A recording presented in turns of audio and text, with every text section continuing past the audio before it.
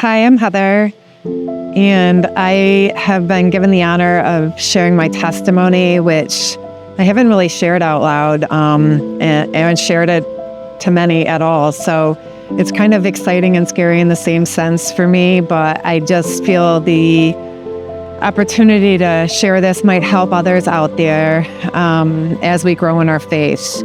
So in order to understand my testimony, it kind of begins with how I grew up. I lived in a very affluent house and was fortunate that, my parents were well off. I come from a long line of physicians in our family. My great-grandfather was a doctor, my grandfather was a doctor, and my dad actually was a general surgeon. We lived in a household of 5 kids where we grew up going to church, but I truly didn't understand God. I didn't understand Jesus. I would go sort of through the motions. And so even though I could say that I grew up with Christianity, I never understood it, and I never really believed in it either, period. I did own a Bible, and I never opened it. I just was more intimidated by my friends that understood things, and they knew who God was and Jesus was, and I was more intimidated by it, so I just kind of went along with things, but never really had a real relationship with Him at all. God was present in my life, but He was very far, and He was only there when I needed something. So it wasn't until I kind of look back at things that in my life, we kind of were raised to believe achievement was of value and your importance, and you worked hard for what you got, but there was no honor given to God. There was no glory given to God. It was through how hard you worked, and I seemed to embrace that as well as a lot of my siblings did too. I did achieve a swimming scholarship and eventually earned 2 master's degrees because success was what was important to us. And the more you achieved, the more successful you were and the more valued you were. But then it was then that I realized at that point in my life when things were going on, I was so empty inside. And although on the surface everything looked wonderful and successful, I felt empty. God then shook me in my steps as only God can. Suddenly I found it in my mid-20s catapulted into a new direction. And ultimately I believe that's when God told me and shook me and woke me up. What happened next is difficult to talk about, especially even as I wrote this testimony. I have never really kind of put it out there. And it just shows the realness of God, that how He can reach us all at a moment and change our lives in new directions, but He is there to walk with us. What happened to me basically was my own sin, I should say. I found myself pregnant out of wedlock. And the moment I had to confront that brought a huge world of shame and disappointment to me.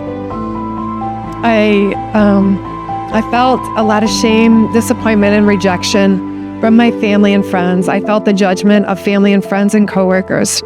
I truly struggled with what others thought of me and what labels were placed on me. I was confused in how to go on. I had everything job-wise, and I should say I had performed in the way the world would say is successful, but suddenly I messed up, and I didn't have many people to turn to. My world felt very dark and heavy.